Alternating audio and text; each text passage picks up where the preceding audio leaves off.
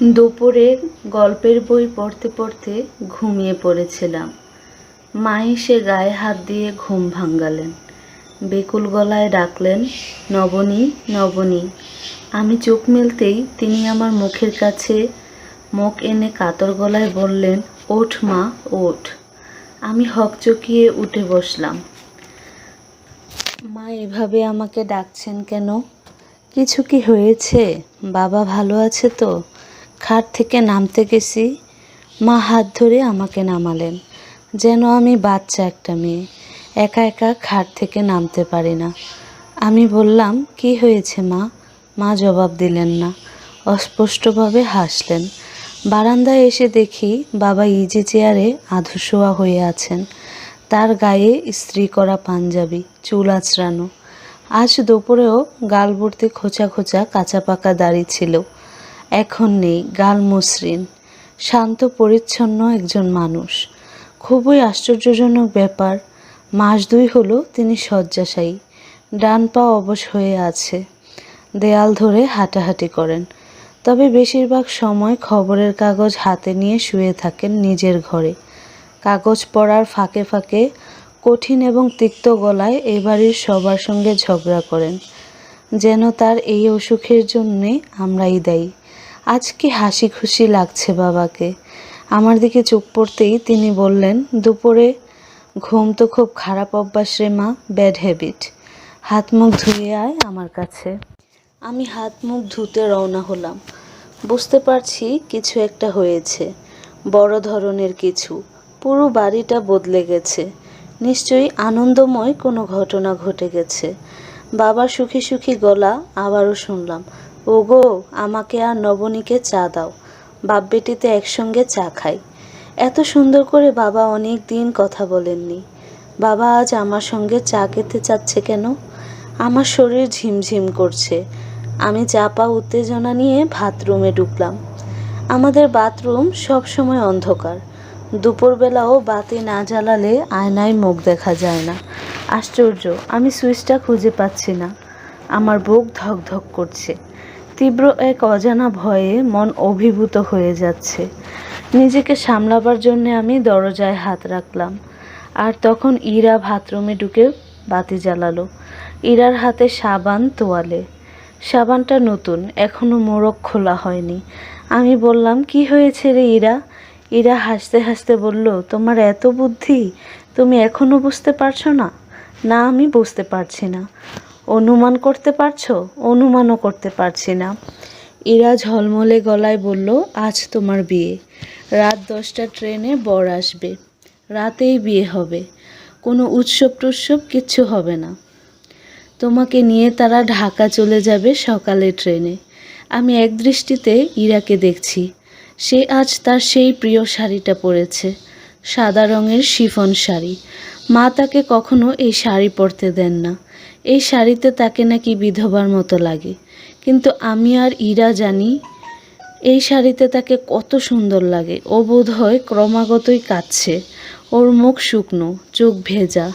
হাসতে হাসতে কথা বলার চেষ্টা করছে, কিন্তু পারছে না। ইরা বলল, সবাই খুব খুশি, সবচেয়ে খুশি বাবা। আপা, তুমি মুখটা নিচু করো, আমি সাবান দিয়ে তোমার মুখ ধুইয়ে দিই। তোর মুখ ধুইয়ে দিতে হবে না, তুই যা। ইরা বলল, আপা শুনো, বাবা যে সবচেয়ে খুশি তা না, সবচেয়ে খুশি হয়েছি আমি। খবরটা শোনার পর থেকে আমি আনন্দে শুধু কাঁদছি।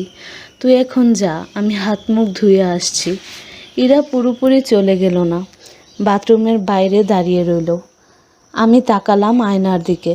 আয়নায় কি সুন্দর দেখাচ্ছে আমাকে, শান্ত সরল চেহারার একটি মেয়ের মুখ।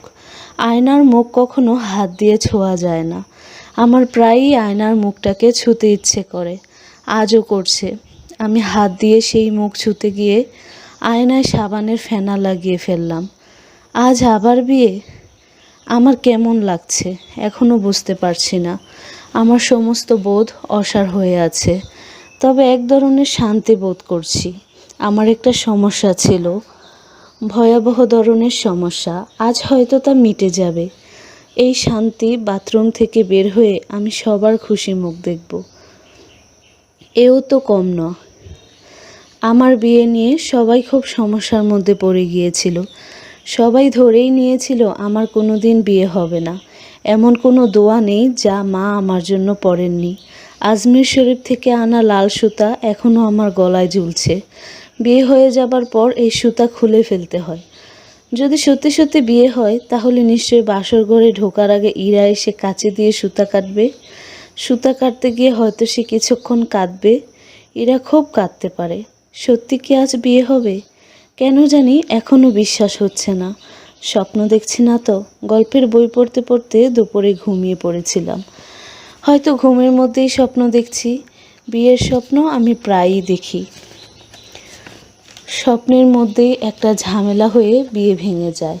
আমি দেখি একটা সুন্দর ছেলে আমার পাশে বসা। এক সময় সে উঠে চলে যায়। আমি চোখ ভর্তি জল নিয়ে জেগে উঠে খুব লজ্জিত হই। বাস্তব কখনো স্বপ্নের মতো নয়, বাস্তব অন্যরকম। বাস্তবে অনেক কথাবার্তার পর বিয়ে ঠিক হয়। আলাপ আলোচনা একটা পর্যায় পর্যন্ত যায়, তারপর তারা সুন্দর একটা চিঠি রেজিস্ট্রি করে পাঠায়। গভীর দুঃখ ও বেদনার সহিত আপনাকে জানাইতেছি যে আমার মধ্যম পুত্র হঠাৎ বলিতেছে সে এখন বিবাহ করিবে না, এবং আমি এবং তাহার মাতা তাহাকে বুঝানোর প্রাণপণ চেষ্টা করিয়া বিফল মনোরথ হইয়াছি। তাহার সহিত আমাদের কিঞ্চিত মনোমালিন্যও হইয়াছে। যাহা হোক, আপাতত বিবাহ অনুষ্ঠান স্থগিত রাখা ভিন্ন কোনো পথ দেখিতেছি না। পুত্র রাজি হইলে ইনশাল্লাহ আবার ব্যবস্থা হইবে। তবে আপনারা অপেক্ষা করিয়া থাকিবেন না। যদি কোনো ভালো পাত্রের সন্ধান পান, কন্যার বিবাহ দিবেন, আমাদের দোয়া থাকিবে, ইহা জানিবেন। শ্রেণীমতো সকলকে সালাম ও দোয়া দিবেন। এইসব চিঠি সবসময় সাধু ভাষায় লেখা হয়। হাতের লেখা হয় পেঁচানো। চিঠির উপর আরবিতে লেখা থাকে ইয়ারব। প্রতিটি চিঠির ভাষা ও বক্তব্য এক ধরনের হয়। কেউ সাহস করে সত্য কথাটা লেখে না। কেউ লেখে না আপনার মেয়ে খুব সুন্দর, আমাদের পছন্দ হয়েছে। কিন্তু তার সম্পর্কে যে এত ভয়াবহ একটি গুজব আছে তা জানতাম না। জানার পর বিয়ে নিয়ে এগুতে আমাদের সাহস হচ্ছে না। আপনি আমাকে ক্ষমা করবেন। ইরা বাথরুমের দরজায় ধাক্কা দিয়ে বলল, আপা, এত দেরি করছো কেন? হাত মুখ ধুতে এতক্ষণ লাগে? আমি জবাব দিলাম না। আয়নার নিজের দিকে তাকিয়ে মুগ্ধ হয়ে নিজেকে দেখছি। আয়নার মানুষটার ভেতর মনে হয় প্রাণ প্রতিষ্ঠা হয়েছে। সে আমাকে অনেক কথা বলতে চাচ্ছে, এমন সব কথা যা আমি এই মুহূর্তে শুনতে চাই না। আপা, তোমার চা ঠান্ডা হয়ে যাচ্ছে। আমি বের হয়ে এলাম। বাবা বললেন, নবুমাকে বসার কিছু দাও না। ইরা ঘরের ভেতর থেকে মোড়া এনে দিল। বাবার সামনে ছোট সাইড টেবিলে 2 কাপ চা, একটা প্লেটে কয়েকটা পাঁপড় ভাজা। বাবা নিজেই একটা কাপ আমার হাতে তুলে দিলেন। আমার লজ্জা লজ্জা লাগছে। বাবা চায়ে চুমুক দিয়ে খুশি খুশি গলায় বললেন, চা ভালো হয়েছে, ভেরি গুড। কিরে নবু, চা ভালো হয়নি? আমি হাসলাম।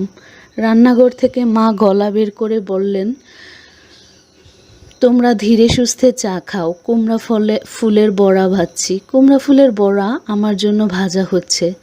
আমাদের বাড়ির পেছনে কয়েকটা কুমড়ো গাছ ফুলে ফুলে ভর্তি হয়ে গেছে।